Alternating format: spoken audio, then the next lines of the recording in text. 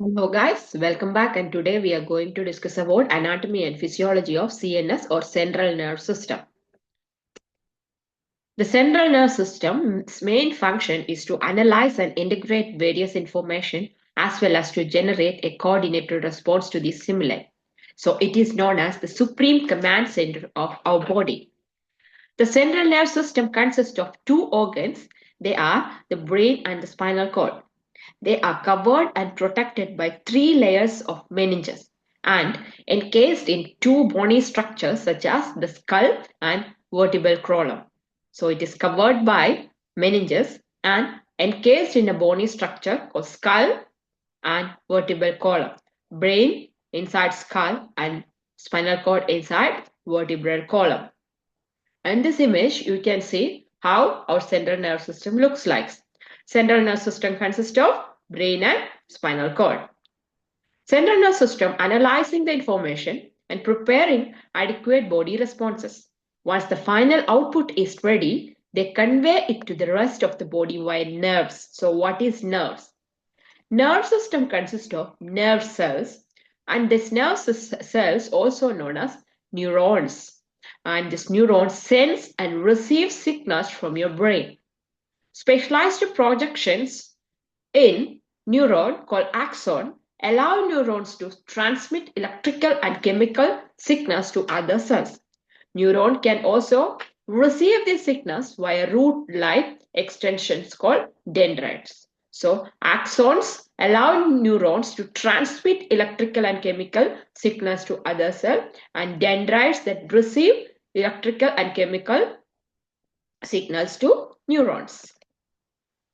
There are three parts for your neuron, as I said: axon, dendrites, and also cell body. A cell body means soma, that is the other name of cell body. The cell body is the core section of the neuron, and the cell body contains genetic information, maintains the neuron structure, and provide energy to drive activities. Axon is a long tail-like structure. It joins the cell body at a specialized junction called axon hillock, and it is covered by a sheet called myelin, and myelin helps axon to conduct an electric signal. Neuron usually have one main axon. Next part is dendrites. Dendrites have fibrous roots that branches out from the cell body like antennae.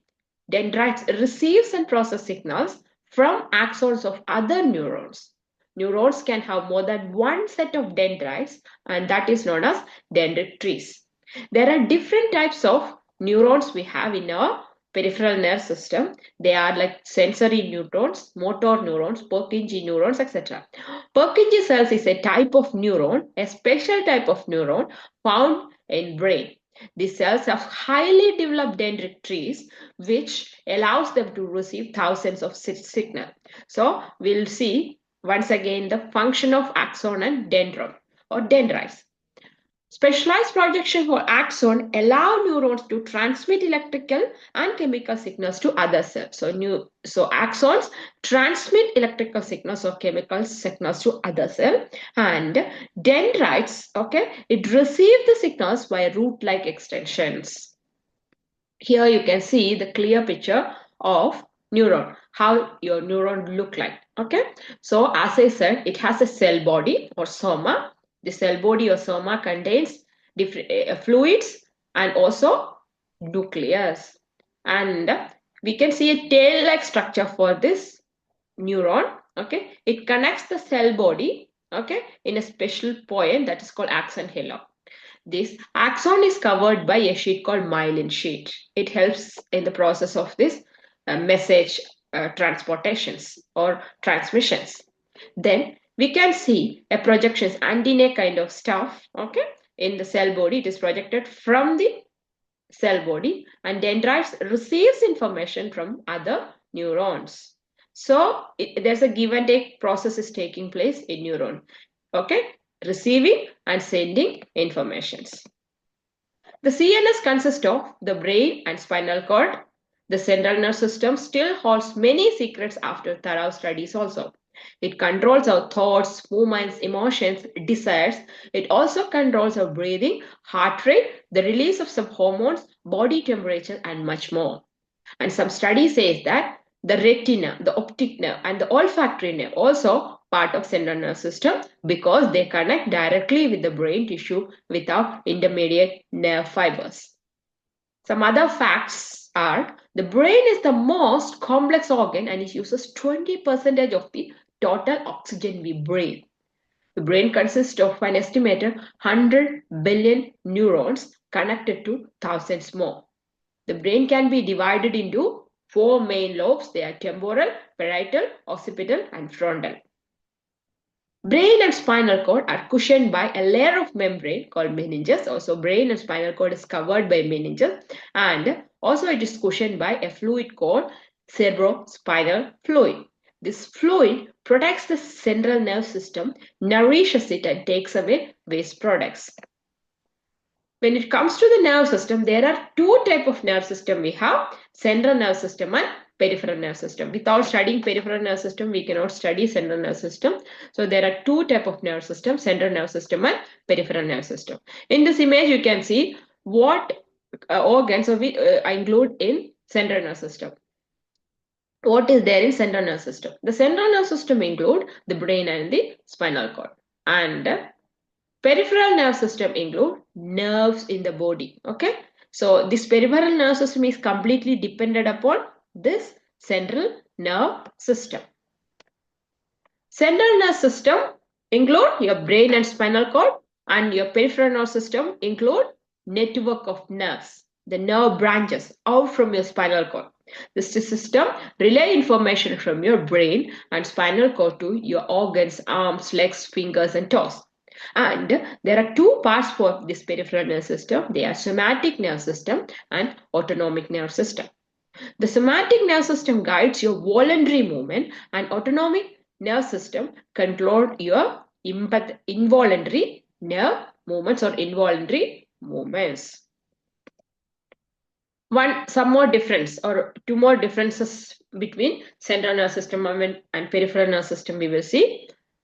The nerve axons of the central nerve system are shorter comparing to peripheral nerve system. Peripheral nerve system's nerve axon can be up to 1 meter long, means that your nerve that activates the big toe. Then, much of the peripheral nerve system has the ability to regenerate. For example, if a nerve in your finger is damaged, it can regrow. Unfortunately, the central nerve system does not have that ability. Then, when it comes to the sections of central nervous system, there are two parts, brain and spinal cord. First part is brain. Again, brain consists of different sections. Cerebrum. Cerebrum is the biggest part of the brain. The large part of the cerebrum is cerebral cortex or gray matter. The cortex has 4 areas or lobes, and each lobes possess different information or different kind of information. There are 4 lobes for cerebral cortex or cerebrum. They are frontal lobe, it is located in forehead. Parietal lobe, located behind the frontal lobe. Temporal lobe, okay, it's located near the ears, and occipital lobe, it's in the rear, that means the back part of your brain. The frontal lobe is involved in complex thinking like planning, imagining, making decision, and reasoning. The parietal lobe involved in informations like taste, touch, and temperature. The temporal lobe recognize objects and faces and language and create memories. The occipital lobe possesses light and other visual information from the eyes and letting us know what we are seeing. So these are all the 4 lobes of cerebrum. Okay, that is the first part of brain. Apart from that, we have brainstem and cerebellum. Then, what is corpus callosum? The cerebrum has 2 halves. Okay, cerebrum has 2 halves. Okay, how the cerebrum looks like. Okay, this is the anterior view of cerebrum. This is a lateral view. So in between 2 hemisphere. Okay, the cerebrum has 2 halves, and that is called hemisphere. 2 halves. A band of nerve fibers, that is called corpus callosum, connect them in the middle, which let them exchange information. Okay, so corpus callosum connect these two hemispheres or two halves of your cerebrum. Okay, the two halves of your cerebrum, and which lets them exchange information. The left hemisphere controls the movement of the right side of the body, and the right hemisphere of the brain controls the movement of the left side of your body. In this image again, you can see two hemispheres, that means two half of your cerebrum. Okay, and in the middle we can see corpus callosum. All right. Now we will see the lobes again. The brain is roughly split into four lobes: temporal lobe, occipital lobe, parietal lobe, and frontal lobe. Okay, temporal lobe. So in this image, you can see how your temporal lobe looks like. So it's in the front part of your head. I mean the forehead. Okay, after frontal lobe. Okay, back of frontal lobe. Behind frontal lobe, we have parietal lobe. Okay. Then in both side of your ear, near to your ear, you can see temporal lobe. And rear side, that means back side of your head, you can see occipital lobe.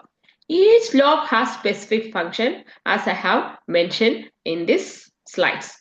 Temporal lobe, okay, temporal lobe. Importance: it is necessary for processing sensory input and assigning its emotional meaning. Occipital lobe, visual processing region of the brain. Parietal lobe, integrates sensory informations. Frontal lobe, positioned at the front of the brain. The frontal lobes contains a majority of dopamine-sensitive neurons and is involved in attention, reward, short-term memory, motivation, and planning. So these are all the four lobes of your brain. Okay, these are all the major part of your central nervous system. That means your brain's major part. Each part of your cerebrum has different function. In this image, you can clearly see the functions of brain. Frontal lobe, movement, behavior, problem solving, and speech. Temporal lobe, language, memory, hearing, and emotion. Okay. Parietal lobe, intelligence, language, sensation, reasoning. Occipital lobe, sight and visual reception. Okay. And this is after that we can see cerebellum and brainstem. So these are all the other parts of your brain. So this the main part is, what is this? Cerebellum. Okay. After cerebrum, we have cerebellum and brainstems. This brainstem is connected to your next part of central nervous system, that is spinal cord. Brainstem is responsible for breathing and swallowing, guys, and cerebellum is responsible for balance and muscle control. Okay, other regions of brains are basal ganglia, involved in control of voluntary motor movements. Cerebellum, most involved in precise motor control. Broca's area, okay, this is a small area on the left side of the brain. Okay, this is the small area on the left side of the brain. The brainstem connects the brain and the spinal cord. It is made up of three parts as the pons, medulla, and midbrain. The cerebellum, behind the cerebrum, is the cerebellum, and it is also called little brain because it looks like a small version of cerebrum. Okay, in this image we can see how your cerebrum and cerebellum look like. So this is cerebrum and this is cerebellum, and this is the small. It's same like cerebrum, only cerebellum also looking. So that is known as little brain because it looks like small version of the cerebrum, and it is responsible for balance, movement, and coordination. The pituitary gland, which makes hormone that control growth, metabolism, water and mineral balance, sexual maturity, and response to stress. Then Broca's area. This is a small area on the left side of the brain, sometimes on the right in the left hand individual, and it is important in language processing. Then other part of brain is medulla oblongata. Okay, medulla oblongata extending below the skull. It is involved in the involuntary function such as vomiting, breathing, sneezing, and maintaining blood pressure. Then hypothalamus, sitting just above the brainstem and influences body temperature, control, thirst and hunger. Then thalamus, it is positioned in the center of the brain and it is involved in the regulation of consciousness, sleep, awareness and alertness. Then amygdala, to almond-shaped nuclei deep within the temporal lobe. They are involved in the decision making, memory, emotional response, particularly negative emotions. So these are all the other part of your brain. Detailed explanation is there in brain anatomy video. Please watch that video. Okay. Then continuation of brain is what? Spinal cord. That is the second part of your central nerve system.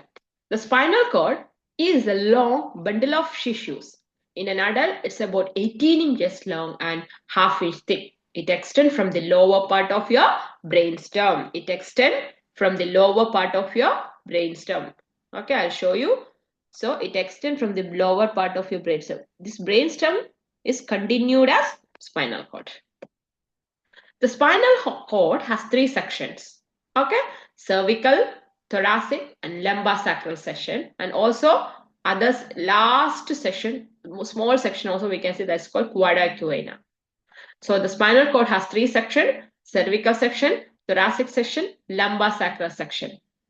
The cervical spinal cord sends nerve to the face and neck. The thoracic spinal cord sends nerves to arms, chest, and abdomen. This lumbar sacral spinal cord sends nerves to lower body. And also, as I said, there's the last portion we can see that is called quadrata equina. Okay, it looks like horse tail, and it is at the bottom of the spinal cord. So when somebody is asking the parts, you can add quadrata equina also along with cervical, thoracic, lumbar sacral region.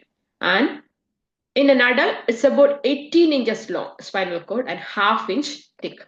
In this image, clearly you can see how your spinal cord look like. Okay, spinal cord is a connection of brainstem. Okay, we have cervical section, thoracic section, lumbar sacral section, and last part is like horse tail. Okay, quadrata equina. So these are all the sections of cervical or spinal cord.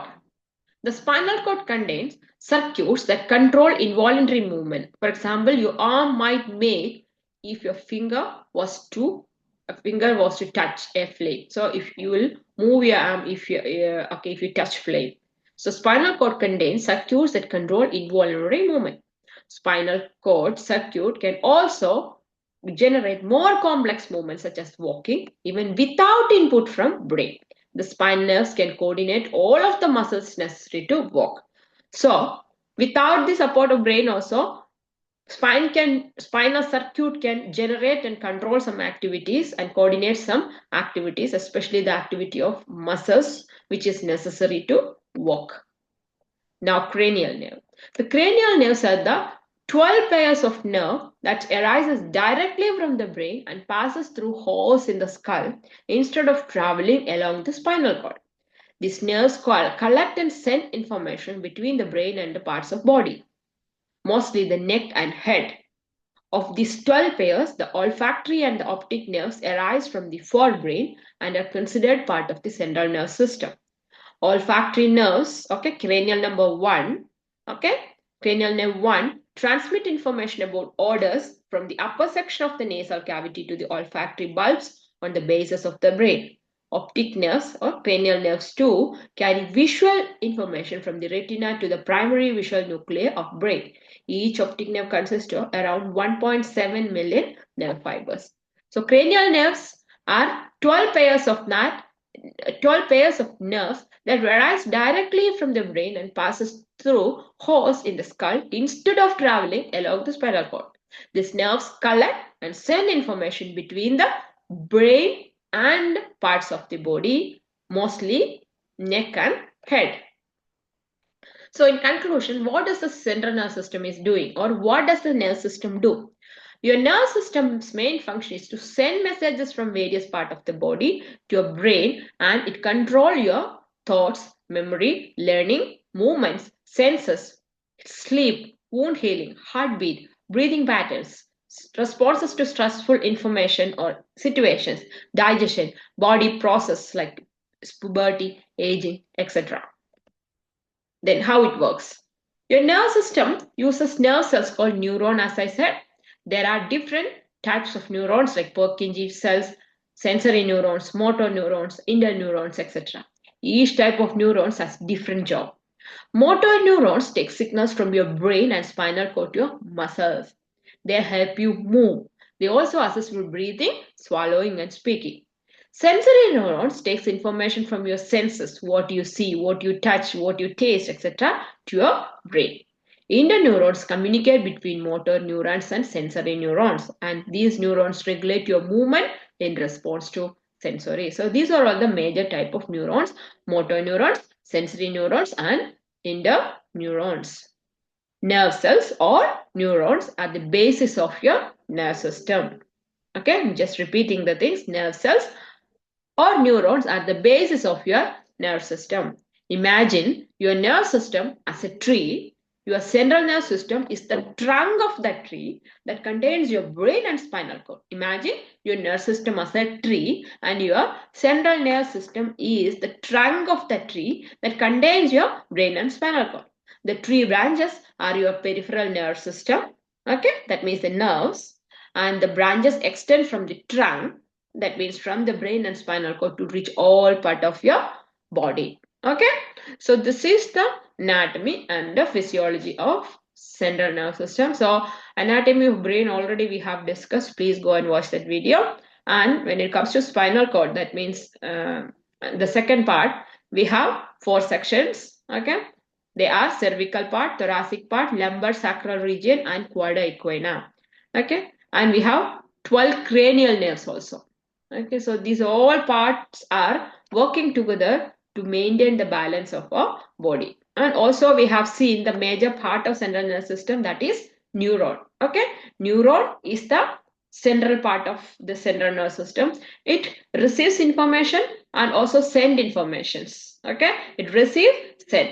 A neuron has 3 parts. They are cell body, axons, and dendrites. Axons will send the informations and dendrites will receive the informations. Okay, we have billions of neurons in our peripheral nerve system.